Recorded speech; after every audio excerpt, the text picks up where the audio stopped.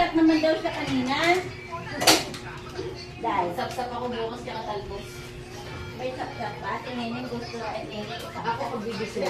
Si Arvin. Sabi niya gusto niya daw magkabit. Pinagalitan. Ha? Si Arvin. Sabi niya gusto ko magkabit sa iyo. Nasabi ko ata nilagyan ko pandikit. Eh kasi, Pandikit na yung pet. ang day off niya, isang 24 hours na sakto eh. Diyak niya.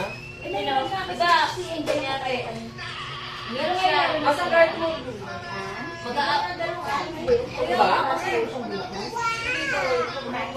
Uy, minsan 2 days off siya. Eh, kung nakaraan lang yung... Eh, kasi minsan masingay naman mag-duty.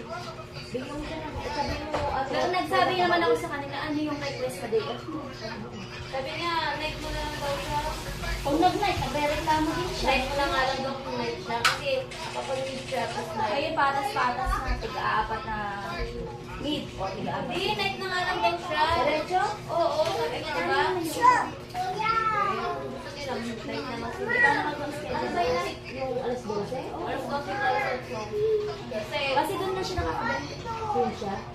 Pag mid nahirapan siya dahil. Eh, ngay sabi alam mo, sabi ni Alvin, kaya daw nagreklamo yun, yung 240. Kasi daw si Rean daw, ano pa daw, sabi daw ng spender.